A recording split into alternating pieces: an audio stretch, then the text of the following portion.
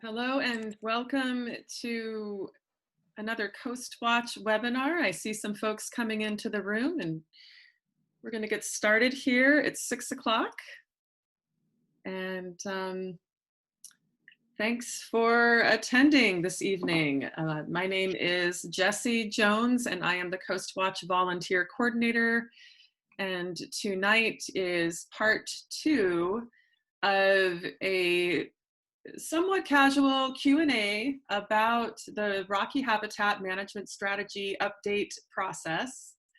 And we have with us tonight many of the same folks that joined us last week. We have Charlie Plyben, Michael Moses, and Dave Fox, and Don Villaescusa. And so we're gonna get into their introductions in just a moment.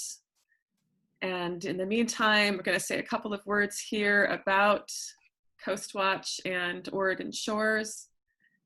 Coast Watch is a volunteer mile-by-mile adoption program.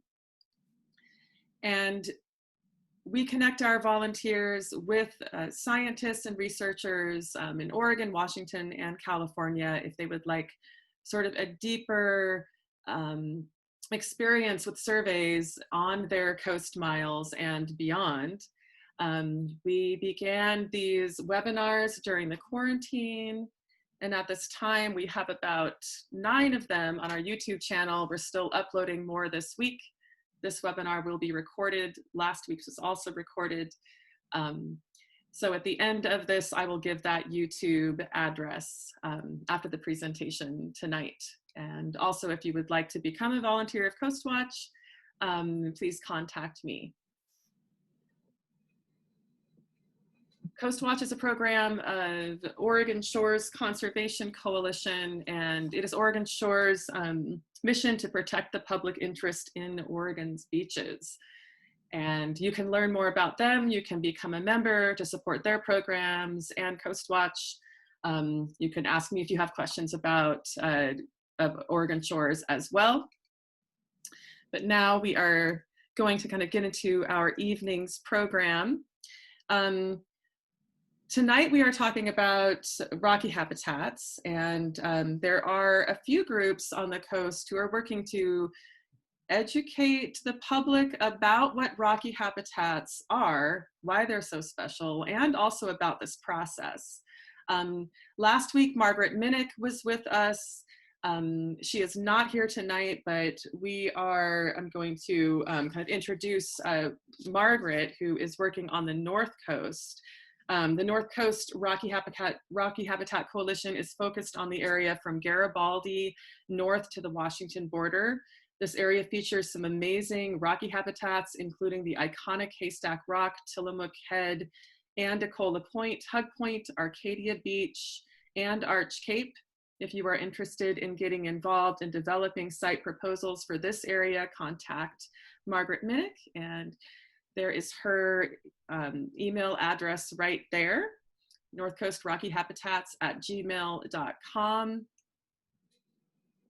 And then next, I am going to introduce Don Villaescusa, who is working on the Central Coast. But really quickly, I would like to say that Coast Watch is working on educating folks about the process and about rocky habitats as well. But if you are interested in putting in a proposal, Oregon Shores Conservation Coalition can help you with that. And right now, Coast Watch is serving to sort of help bring these educational and outreach opportunities together for you with our partners like Don. So Don, please take it away from here. Thanks, Jessie. I'm Don Villaescusa, and I'm the president of the Audubon Society of Lincoln City, Oregon. We serve Lincoln and Tillamook counties, and so we are working on educating folks and looking to submit protection proposals for areas in Lincoln and Tillamook counties. We've been involved on the coast since about 2006 and have conservation education, citizen science, and outreach programs And of course, right now, our main focus is coastal habitat, specifically rocky habitat. Jesse asked me to introduce our three panelists. We have with us Charlie Plyben. He's the Oregon Policy Manager for the Surfrider Foundation, serves on the Ocean Policy. I always want to make that Oregon, but it's Ocean Policy Advisory Council as the non-consumptive recreation seat. In his work with Surfrider, his work intersects with beach and ocean recreational users, with a myriad of policy issues from clean water and access to combating plastic pollution and protecting special places in our ocean and on ocean shores. Charlie has served as the chair of the Rocky Habitat Working Group for OPAC the last 3 years, helping to lead the stakeholder and agency process for updating the strategy, the Rocky Habitat Management Strategy. So welcome, Charlie. Thank you for being here. Next, we have Dave Fox is back with us. Dave is the Resource Assessment Section Leader for ODFW's Department of Fish and Wildlife Marine Resources Program. He leads the program that conducts research and monitoring of Oregon's marine species and habitats. Much of his work in his 31 years with ODFW has been mapping and characterizing nearshore ocean habitats with a focus on rocky habitat. Throughout his career, he's also played a role in developing a natural resource management policy for Oregon's marine environment. He was involved in developing the original 1994 Rocky Shores Strategy, other components of the state's territorial sea plan, the Marine Reserves designation process, and the current Rocky Habitat Strategy. So thank you for being with us today, Dave. And lastly, we have Michael Moses. He's the Rocky Shores Coordinator, oversees the update to the Rocky Habitat Management Strategy. He coordinates with the Rocky Habitat Working Group to update the strategy text and facilitate site management proposal process. He's been tasked with overseeing development of the new mapping tool and helps administer the OregonOcean.info website. And if you haven't been to that website, you need to check it out. Everything you ever wanted to know about rocky habitat and ocean protections. So with that, I will turn it over to Moses. All right. Well, thank you. And it's nice to know everyone's there, although I can't see you at the moment. But I was going to give everyone a quick run through of the tool to just give everyone a sense of what it can do for you. This isn't going to be very thorough, but it'll just be a quick exposition of what the tool looks like and maybe how to use it. So the first thing you're going to notice when you load the page, which, by the way, I should say it's oregon.seasketch.org, and I'll drop that in the chat maybe a little later. The first thing you'll see is a splash screen here in the middle. That's going to give some general information. This is a good place to look for any updates that might be occurring. So you can see right now I have a section here that announces the opening of the initial proposal period, and we have some links to the OregonOcean.info website and a lot of the resources and materials that are available there, including the most recent version of the Rocky Habitat Management Strategy, as well as some resources and materials that are intended to walk folks through how to use the tool and how to submit a proposal. So be sure to check those out. But when you're done reviewing that, you can close that window. And this is the layout of the tool. It's kind of like Google Maps might look, where you have a map window on the one side, and then we have some functionality in a side pane here. So you can see I've started with Oregon zoomed out, but we can look for specific rocky sites. And to help you do that, you can select different data layers that we've curated for you. So this is really a massive library of data and information meant to help folks figure out what they need to figure out for their proposals. So I've populated a few of these data layers so you can see that all these boxes and dots and other polygons on the map These are the different data layers that I've already turned on. So for example, we can see here some marine protected areas and marine reserves along the coast here. We also see in green state park designations.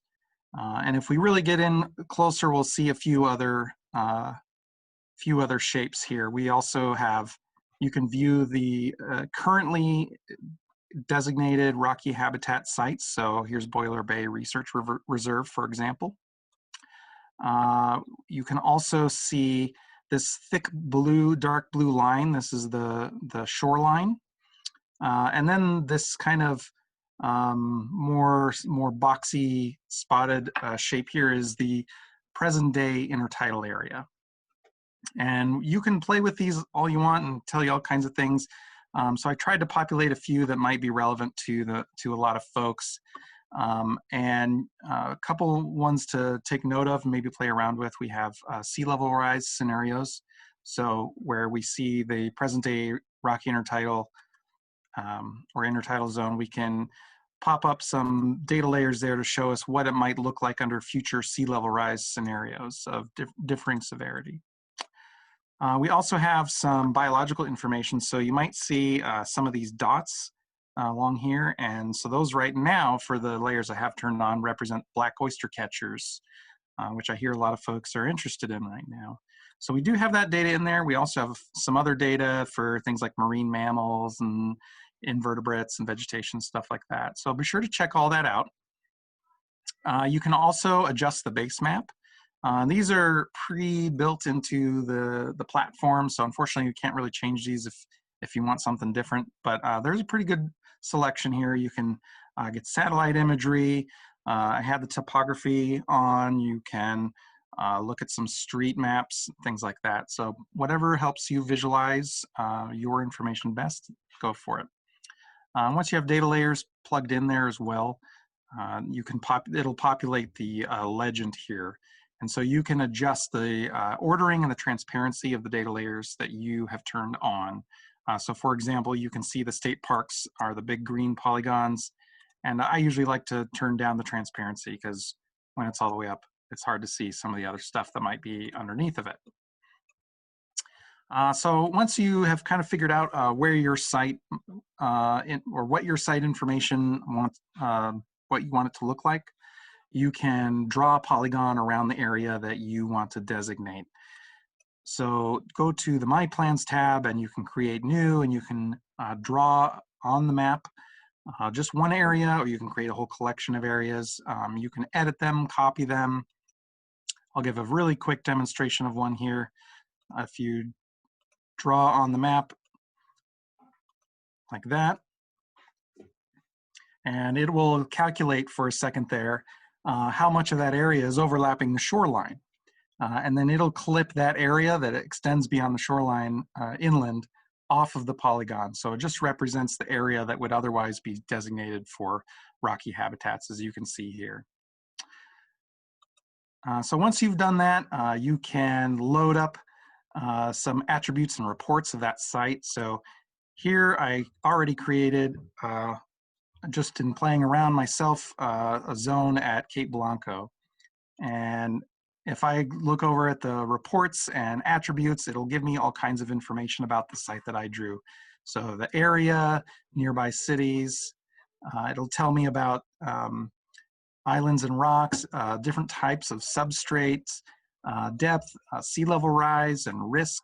I can get biological information from the different kinds of species that have been observed at these sites, or human uses. So it tells us about state parks and you know, a few other things that might be relevant for folks, recreational activities and these kinds of things. So once you've drawn your site and you've evaluated your reports, then you go to the Participate tab, where we have two sections. One is the forums, which I highly, strongly recommend everyone use. There is a public forum. No one has created any topics on it yet, though. But this is a typical discussion forum that you might see on most any website, where you can create a topic and other people can reply to it. You do have the ability to share plans and information. So I have an announcements form here, and you can see we shared some plans I drew to kind of represent some of the original suggested designations from the 1994 plan. And I've categorized those based on how they were categorized in the original Territorial Sea Plan. So you can do the same with your plans. You can attach other files, shape files from GIS applications, or just documents and images, and share them with the people you're collaborating with. I also recommend too that if you have a specific site in mind already, when you're ready, go to the public forum and create a new discussion thread with the name of that site and the title. That way other folks who you might not be aware of, who are also interested in submitting a proposal for the same site, can connect with you, and then you can collaborate on that proposal if you want to. Once you're ready to start your proposal though, go to this link down at the bottom here below the forums, and this is the actual proposal form.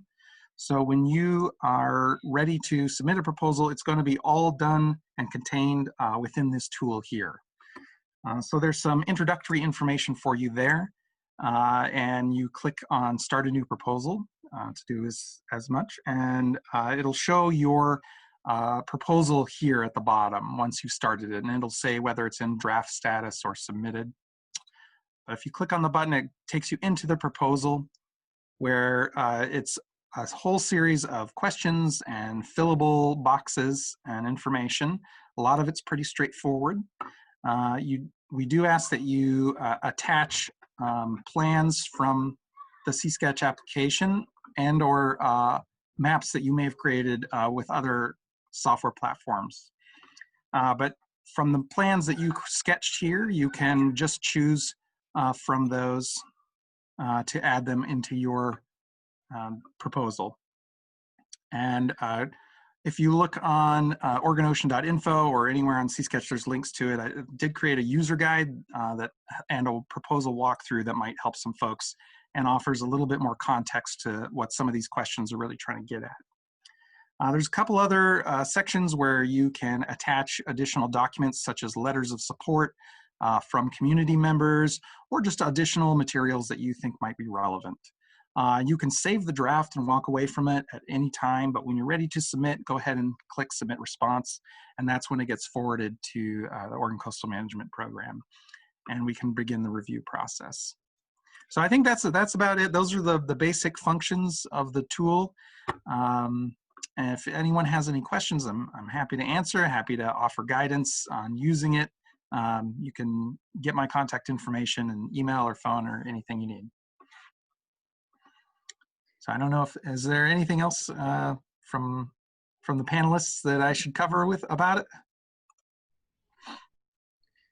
That sounds great. I'm going to cut in here right before dawn. Just for everyone who's watching right now, all of our photos might be partially covering this right side of the screen where it says data layers. And so, but what you're seeing right now, that data layer, that little bit that you can see, and all of those check boxes, that is exactly what you are going to see when you get onto this site. So what Michael is showing us right now is what you can see. And yeah, so I wanted to say also, if you have any questions, you can raise your hand and I can unmute you. And you can also put them into your chat or your Q&A. You can type them into chat or Q&A, but Dawn is gonna start us off with some questions tonight. But anytime you have a question, as soon as you're ready, just please let us know. Okay, yeah, we have a couple of questions that some folks have sent to us already ahead of time. The first question is a little multi-part. Do each of the three designations, so there's research, conservation, and marine garden, marine research area, marine conservation area, and marine garden, do each of them come with predefined regulations that govern their use and define their protection? Are the regulations already set? And if so, may community groups in their proposals suggest stricter or more lenient regulations based on particular needs or history of use? Okay. Anybody want to handle any piece or part of that or all of? I can take a quick stab, and then I'll let our other participants take a stab. The answer is yes and no to that. It's a little complicated. If you go, I believe, I'm not sure about page numbers. I think it's page 32 of the current plan. There's a regulatory standards and management practices chart. And it's a color-coded chart, and it shows within each category, marine research area, marine garden, and marine conservation area, what would be the applicable rules and regulations. We for some of those, they could be a little flexible based on the goals of the designation. So, for example, a marine research area may have some flexibility in the proposal's research goals, which would lead to a different suite of potential management actions. I should also mention that not all management actions are necessarily regulatory, so to keep in mind that one of the ways that a lot of management issues in the past have been dealt with is actually in a non-regulatory fashion. And so there's a lot of different creative ways that individuals could get at their goals. Thus, there could be a suite of rules and regulations, and things are not as fixed. The one area that is fixed would be marine gardens. And that is a fairly fixed regulatory standard. And I'm going to stop there and let our other panelists chime in.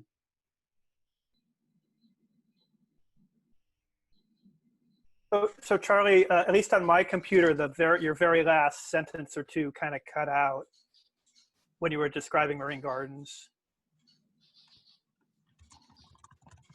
As essentially, we had not changed the regulatory standards for marine gardens, and they're fairly consistent. Yeah. If I could chime in and add a little bit. So I think Charlie was right at the beginning when saying the answer is yes and no.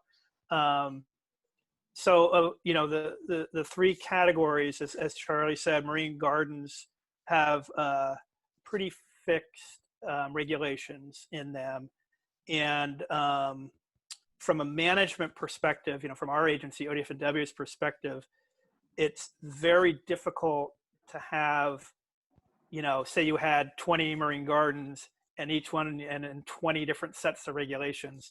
It's very difficult to manage that. So we are looking for, at least for the marine gardens, we're looking for that consistency in the actual regulation, at least that ODF&W has. But even with marine gardens, there's a number of different non-regulatory measures, management measures that can and should be proposed, and those could vary depending on the site and the needs and the concerns, and so that kind of non-regulatory aspect in my mind is really important in all of these. Research reserves, so far we've held fairly standard sets of regulations, but there is some variation. So there's a little bit of variation there. Again, non-regulatory measures could flex quite a bit. And then with the marine conservation areas, I think that's the one where we're leaving the most flexibility. So whatever, regulatory and non-regulatory measures that would be proposed would be something that would, that the person proposing it would basically connect with what they feel the conservation issues are. So if there's identified conservation issues at a site and the proposal is that it needs to be a marine conservation area, there's any wide variety of regulatory and non-regulatory measures that the person could, or group could propose that try to meet or try to resolve those conservation issues. Okay. So. Okay. Did you have something else, Moses, or is that?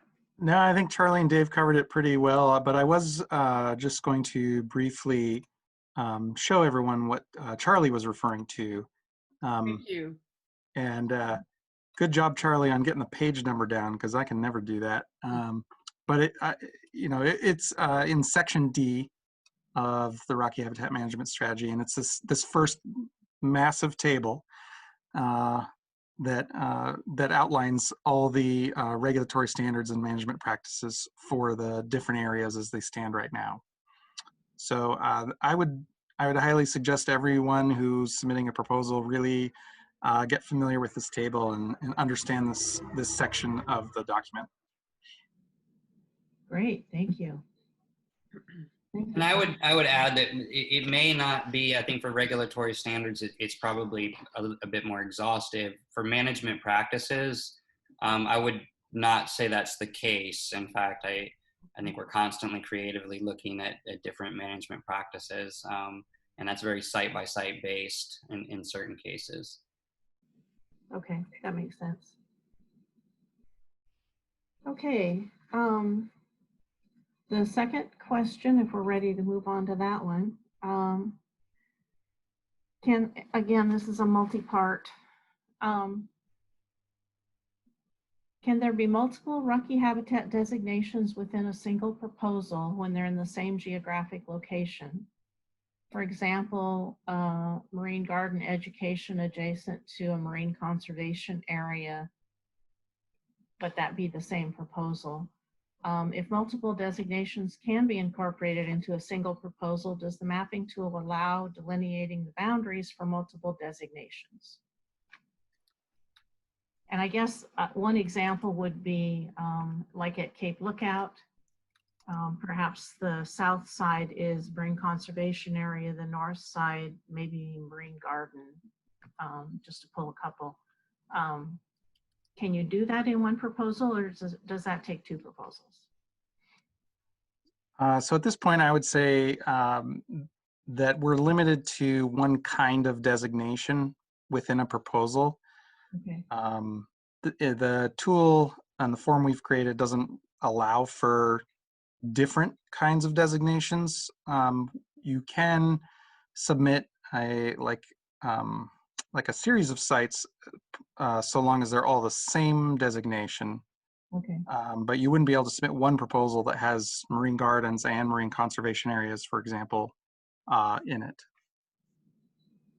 Okay. Okay. Moses, this is a question I guess maybe I have then too, that made me think, does the tool allow for the manipulation of an existing site?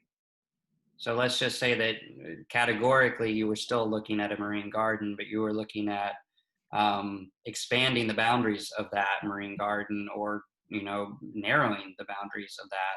Does the tool allow for that right now, or would you have to submit a proposal that kind of mirrored what you were talking about? That's a great question.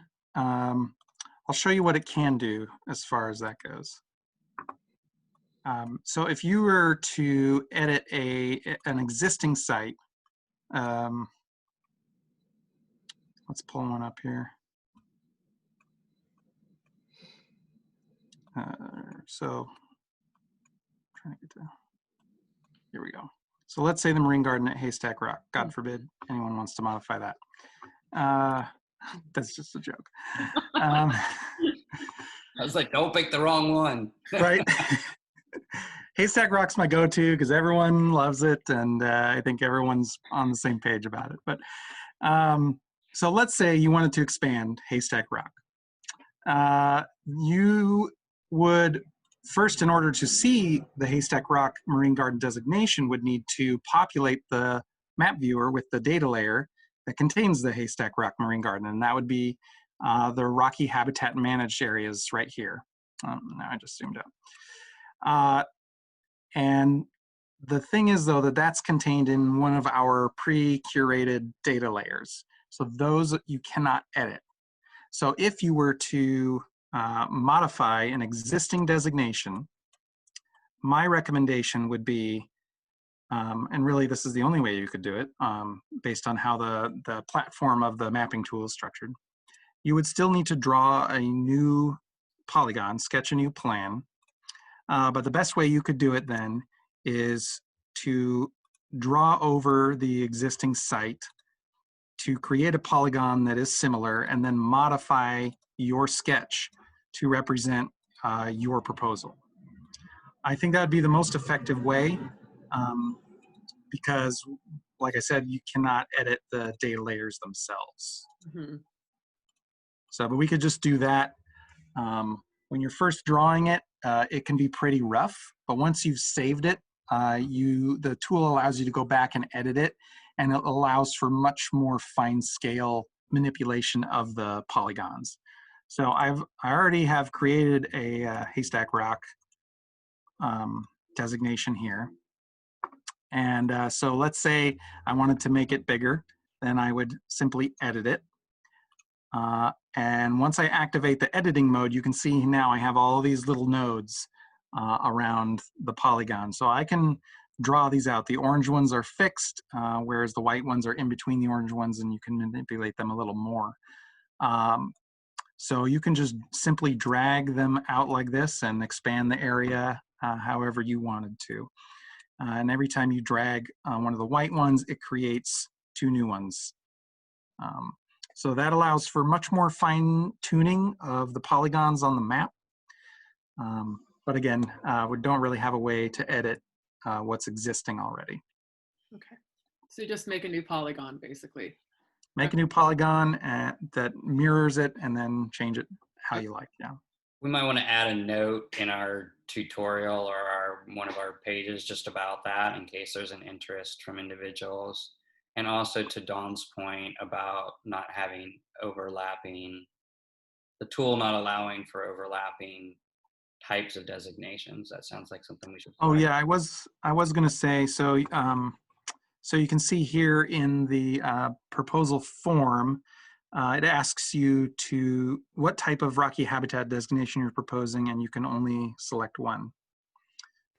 So yeah, we're limited to just one at this point. And I don't think the working group really wants to review necessarily proposals that include multiple types of designations. I think that'll get really, really difficult really fast to sort out. Also, if I could add in say that haystack rock example or something similar, if you're going to be modifying an existing site, yeah, do your best to draw over it and such, but also make it really clear in the narrative description of it in the proposal exactly what you're doing. You know, make it really clear. We propose to expand the existing haystack rock marine garden or something like that, that just so the reviewers know for sure what you're doing, just in case the map might be a little ambiguous.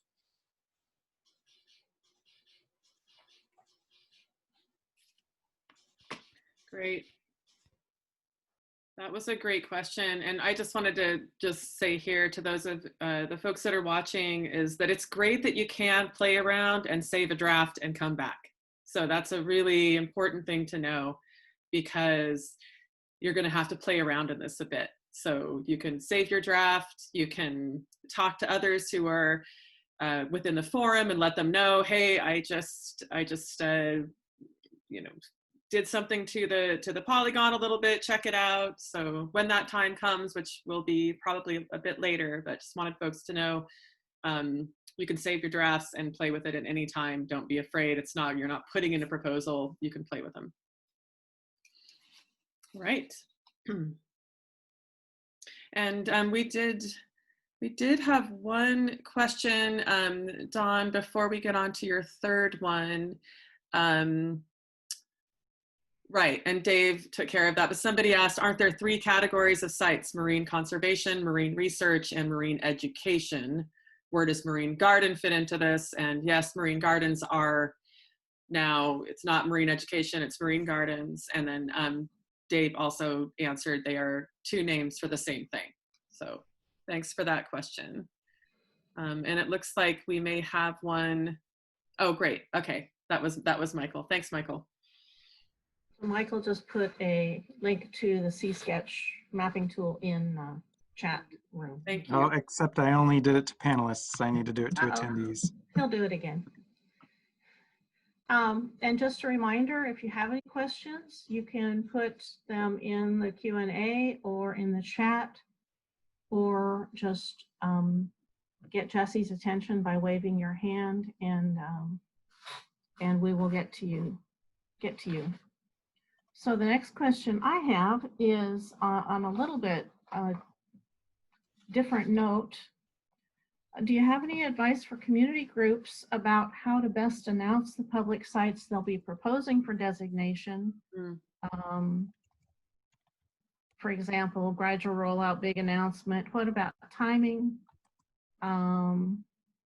Should it be as soon as you can, or not until you've got a pretty good idea of how it will be received and are prepared to deal with the reaction?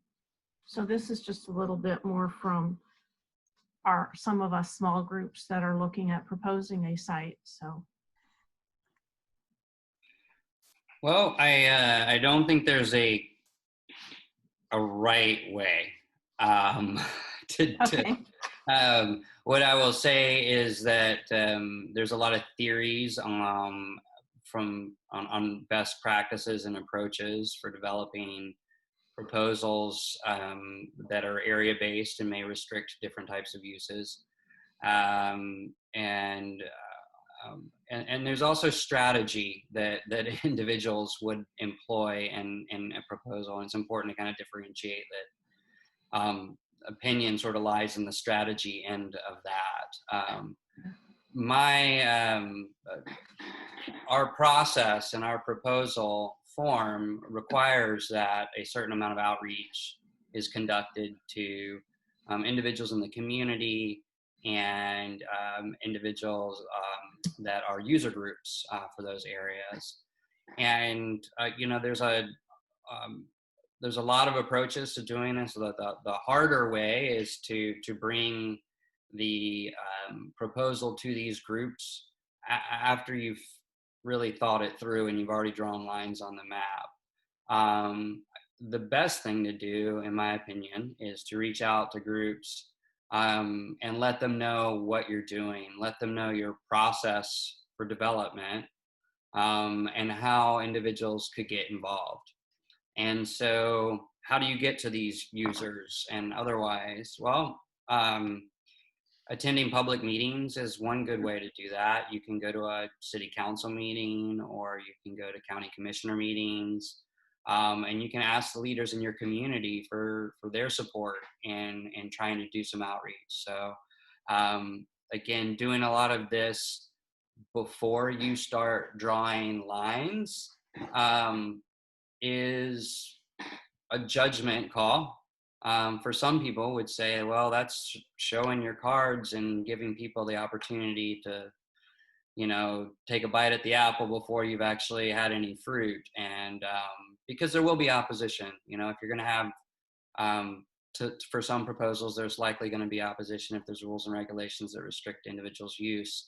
So, when and how you meet with those individuals is kind of dependent, I think, on different groups. But I tend to think being transparent early and often, asking for the types of information that you need to put together the proposal, which is the proposal form should guide you through that. And at the end of the day, understanding that not everybody's going to agree, but we can be agreeable with each other and we can be okay with each other about it. And so look to your leaders in your community, look to the opportunities where user groups convene. Right now that's not necessarily in public, but there's different user group forums online, and there's different working group members that represent different user groups. And so that's another thing to remember, is to lean on some of the working group members to provide some resources where they can or connect you to individual users. For example, Dave Lacey sits on the working group representing the tourism industry. So he should have some ideas on how to connect with a lot of those types of users and those sorts of individuals. And so that's just some of my general opinions and advice on that. But alternative, Dave has a wealth of experience in public process on the decision agency end of things, or kind of more caught in the middle, I guess I should say. And also in area-based management. So he probably has some good perspective and advice on this as well. So I'd like to hear from Dave. Okay. Charlie, you said a lot, that makes sense from my standpoint as well. Just based on experience, when you come in with something that looks like a final proposal, you basically, people will just kind of, get in their camps and not want to budge. There needs to, it's always good to have buy-in, from different groups to the degree you could get it. And usually the best way to get that buy-in is to, involve people early as possible in the process. And, but beyond that, it's a lot of judgment call. There's, and as Charlie said, there could be strategy involved. So it's really kind of up to the group, that's putting this together, for them to kind of figure out the best timing and such. But it usually pays to be transparent, to start, involve groups early, and not start with something that looks like the final boundaries and the final rules. To start with a concept. We're concerned about area A. We have this process where we think we could maybe solve some conservation issues. Let's start talking about how to do that. It's not a cookbook type answer, because it's something that has to happen through lots of discussions and meetings and talk and back and forth. Don't really have much else beyond that. That's excellent, both of you. Well, I'll dovetail a little bit. Charlie mostly took the words right out of my mouth, so that's good. But I do want to just echo some of that stuff about the working group members. Don't be afraid to reach out to them and ask them questions. This doesn't have to be an experience where you're totally disconnected from the reviewers.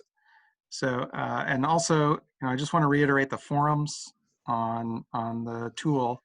That's what that's for, is in part to help you connect to these different user groups and help you collaborate and coordinate on these things in a more transparent way. There's also a separate forum on the tool called Ask OCMP, or Oregon Coastal Management Program. So if you have a question for myself or one of the members of the Coastal Management Program or the working group members, you can post it there and everyone else can see that question and see the response. So that would be really, really useful to many people. And the other thing I wanted to say, which will come to me in a second. Yeah, I don't remember what it was, but I know, yeah, that's right. Keep in mind that this is a pilot run of this review and evaluation process. So if you're concerned that the working group or myself or anyone else has some very strict ideas in mind about what they're going to be looking for or not looking for, I wouldn't worry about that too much, because this is a process, even on our end, that we're still understanding how it should go. So that's something that we're working on developing. That said, in part, at the end of this, at the close of this initial proposal phase, the proposals that we do receive a little bit are going to help inform us about really how this process should be going. And when we open it back up again at the end of the project. So just a few things to keep in mind. Okay, great. Okay. Um, Go ahead, Dawn. I was just going to say, we just had one person pop in to the chat room. Um, Oh, okay. I'm wondering about whether or not anything has been discussed about criteria. That might be related to a question about evaluation criteria. Hmm. I think, is that what you meant, Nora? Yes, evaluation criteria. And we touched on this just briefly last week, but if somebody wants to. Nothing has changed since the last time we caught on this, which is that'll be a big focal area of the working group here during this interim period between now and when the proposals actually start to come in. So certainly that's a big focus and an area that we're going to be looking at. Completeness of the form is certainly one measure here. At the end of the day, the criteria that the working group utilizes may not be the same that OPAC uses. And so we hope that's the case, but at the end of the day, the working group will be making a recommendation to the Ocean Policy Advisory Council. The Ocean Policy Advisory Council will then be making a recommendation based on that, or not based on that, to the Department of Land Conservation and Development's board or their commission, LCDC, for final adoption. So that would be sort of the full process of just the designations. I should add that if your designation has any rule or regulation or management practice attached to it, there's a rulemaking process that goes along with that as well. And there's some that'll probably go along with the strategy nonetheless. And so that's a whole other process that involves whatever agency is impacted. And in this case, primarily those are parks and, well, I guess it would be many agencies besides parks and ODF&W potentially. Does that answer your question, Nora? And if it doesn't, please contact any of us after this and we can talk with you more about that. Okay. So Dawn, would you like me to ask the next question? Yeah, okay. So this question, let's see, what arguments for protecting rocky habitat do you think will resonate best with public? Would it be strategic for all community groups to focus on one or two of these arguments? And I think I'll actually just stop there and wait for the last part of that. Yeah. What do you think? Which one of you would like to take this one?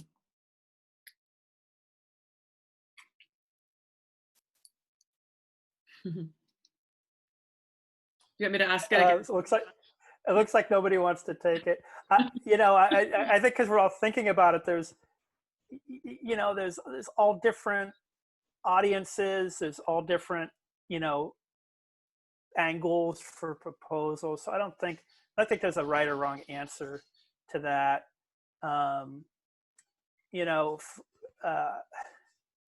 It really depends on, who you're really focusing the argument toward. One thing that I always think about, and I'm, kind of an agency person, so I might have a different perspective than I'm sure, others might. But to me, I always look for, have you identified a kind of a clear conservation issue, and then have you created a proposal that takes measures to address that issue. So there's a connection there that you have a site, you say there's an issue here, ABC, whatever that is, and you say, here's how we're going to address it, whether it be through non-regulatory or regulatory measures or, whatever you propose. But that's kind of my perspective. I think, others might think differently. So I'll let others chime in. I think Dave makes a really good point. I think I mean, I've been doing grassroots organizing for the better part of 2 decades now, and people don't, get motivated, to roll up their sleeves and protect things for no reason. They like to protect things when they think that it's being taken away from them, or when they're being reactionary to an issue. So it's hard to get people to proactively engage in protection. It's easy to get them to reactively engage in protection. And so, to Dave's point, what's the goal? What's the need? What's the value? What's in jeopardy? Or what's the opportunity if nothing's in jeopardy? Generally speaking, conservation actions often come from a place of jeopardy. There's habitat loss, climate change impacts, overfishing. These are a myriad of, pollution, you name it, of types of issues that could be impacting one resource or another in the ocean that are used as rationale to move people towards conservation actions.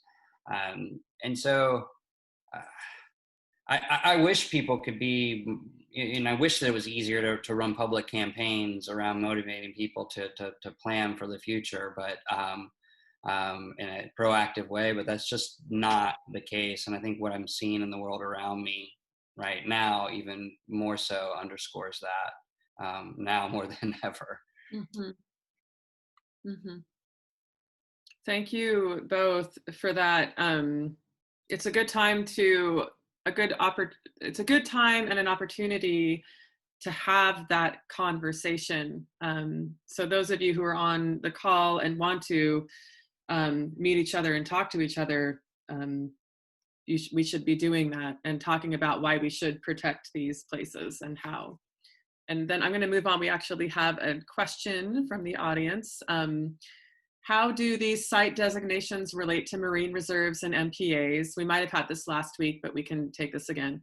How do these site designations relate to marine reserves and MPAs? Can there be a site under the Rocky Habitat Plan that is adjacent to or continuous within the established marine reserves? And then same question with regard to the MPAs. Good question. Thank you, anonymous attendee. I can answer, or Dave, Moses, I don't know if either one of you wants to answer. To start, I'll just say that categorically marine reserves and protected areas in Oregon are a different thing. So they are not related really, other than management measures and actions that would happen in the ocean. And so they would appear in the same place in a regulatory sport book for ODF&W potentially. But other than that, marine reserves and protected areas are statutorily defined, and so there's legislation attached to those. There's a program within the Department of Fish and Wildlife and a budget attached to that, and an evaluation of that program that's sort of scheduled. So that it's categorically a very different thing than these areas. I should also say that marine reserves and protected areas are not exactly identified in the Territorial Sea Plan right now. They don't have the same place. They are recognized in the Rocky Habitat Strategy, but not the same thing. So categorically different. Somebody can propose whatever they want to. We have suggested and provided guidance to individuals not to overlap with marine reserves and protected areas. That would obviously be a conflict with those sites, and being continuous or adjacent to those, is a potential, but it also could, exacerbate the discussions and management around those areas, the public discourse around that. So that was identified by the working group, but it wasn't a hard rule that we decided. It was like, no, you can't propose something adjacent to a marine reserve.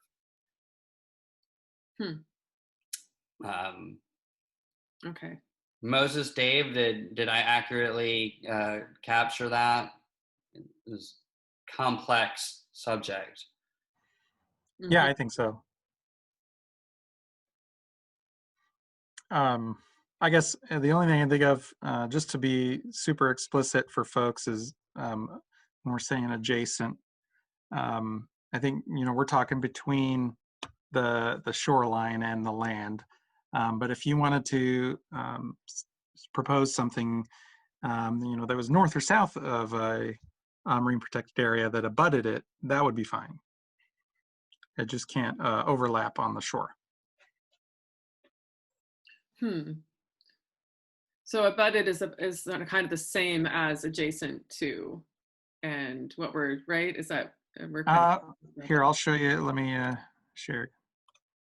So for example, if you wanted to, this is Cascade Head, and if you wanted to designate something here, you would not be allowed to designate, for instance, here in the within the marine protected area. right. So this not allowed. Right. But if you wanted to designate just north of it here, you can do that.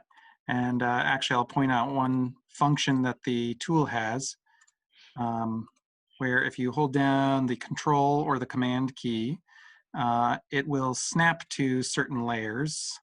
Looks like it's not going to do it for me now. Okay. Well, there are many layers which it'll snap to, and I believe Marine Reserves is one. If not, I'll tell the C-Sketch guys to fix that real quick. But it'll like a magnet, connect your cursor to the adjacent polygon. So you could do something like this. This would be acceptable, but you can't have it between the MPA or Marine Reserve and the land. Does that make sense? Mm-hmm. Okay. Yeah, that does make sense. So if I heard Charlie correctly, you can and you may, but it might not be the best idea to abut a marine reserve. Yeah, so I would say that I would be aware of the conversations and the community that engaged in the Marine Reserve process, and how that proposal may look, feel to those individuals, and also in engaging them in the process itself. And so let me just give you a scenario and why I think it's important.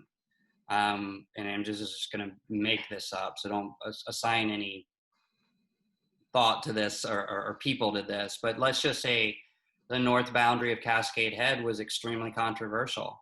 And there was a bloody battle over the community about, and the conservation community and the fishermen and whoever else about where that line was going to be. And then somebody came in and put a proposal in, 8 years later, right in that same area, without talking to any of those people. You can understand how that might land. Right. And you might unintentionally just have thrown a bunch of gasoline on a fire that you didn't even know existed. So I think that's what I say when I say that a lot of us are aware of the temperament in the room for some of the boundaries in some of these marine reserves. Some of that's, I think, water under the bridge in some cases, and in a lot of other places, I don't think it is at all. And so I think it's important to be aware and just have your eyes wide open for those things. But we did not want to make it off the table by any means, because there's always potential and for those opportunities to be not controversial. So. Mm-hmm. And if you're really not sure, just put a question up on the forums and it'll get answered. Right, and Charlie brings up a very good point. This will be, there are groups that will be putting in proposals, and in order to really put in a good proposal, you have to have some community support.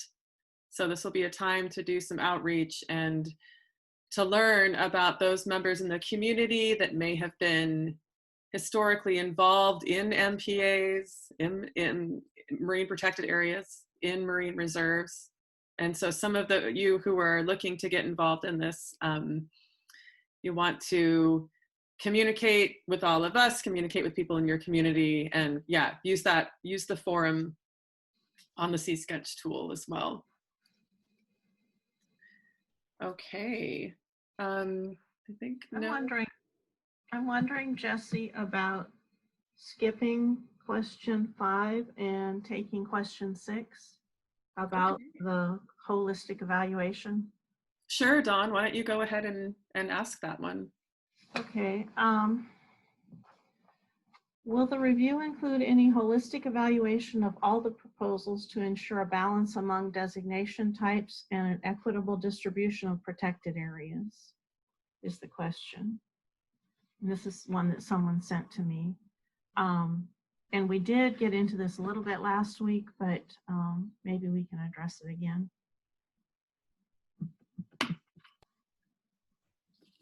I could start. I guess I'll start by saying, you know, we don't have specific criteria for how we'll look at the sites holistically, but I know in my role on the working group as, you know, being one of the reviewers, I'm certainly gonna, you know, want to look at the kind of the suite of proposals holistically, and, you know, look at them from a kind of a conservation standpoint, from a, you know, kind of distribution standpoint along the coast, but also holistically from kind of a user standpoint as well. But I don't really have any criteria in mind right now to what that comes out in the end. You know, I think we have to wait and see, you know, what proposals we get, but we definitely want to take a kind of a whole coast, kind of a landscape or seascape view of it. You know, to see if we, you know, and have that be, you know, part of our review decision. I don't know if others want to chime in.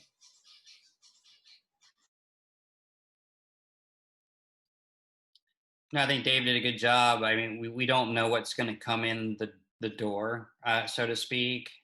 So that really makes it challenging for us to predict what our review is going to look like. I will say there was a lot of discussion during the phase 2 process about, you know, this idea of networked proposals and looking at a networked recommendation from the working group, and whether or not the working group would, you know, take the proposals and then maybe make some mix up of those and create our own. And really I think there was just so many complicated scenarios when we started thinking about the unknown, which was what's going to come in the door. So I think, again, I'll go back to what Moses said a while ago, which was this is our first time doing this. This is our initial pilot process. We're going to learn a lot here, and we'll see. I think this is an opportunity to begin. It's not over. And so when I think particularly coast-wide, and I think, you know, about what ecologically might make sense connecting areas up and down the coast from a more holistic point of view, I think we have the future and we have opportunities in the future to really look at that once we see what comes in the door. So, and those could even be recommendations for the next part of the process. So when we do more maintenance parts of the process, that could be looking at the existing sites in a more networked way. So we'll just have to see what the guidance from OPAC looks like after we get through the initial process. Because that feedback will help us in the next part of the process. Charlie, is that what you mean when you say that? Yeah, I think so. I mean, we're going to learn from people's proposals. We're going to learn from you guys. We're learning right now on this webinar what people are going to be challenged with and what they're asking. These are questions we have never heard before. So this is all new. And yeah, we'll find out what OPAC thinks when we come out the back end of this, and what the best way to kind of keep moving this forward in the future is. Okay. I certainly know that the strategy itself calls for a holistic approach. So we can't just one-off a couple of proposals here and there and never think about that. That has to be something that we think about And I know Dave thinks about that a lot, as an agency, separate from designations. So they're managing the coastal rules and regulations apart from designations. I would argue Dave would say in a holistic way. I think other people may think it could be more holistic or otherwise, and I think that's what this process is all about. So, Thank you. That's great. That's a great last sentence for that answer. The strategy calls for a holistic approach. Okay, so we are running out of time. We're going to ask one last question. Dawn, did you want to ask that last question? And then panelists, would you mind in the chat, Charlie, Michael, and Dave, just typing your emails in there so folks can see those, so they could contact you while we're getting on to this last question?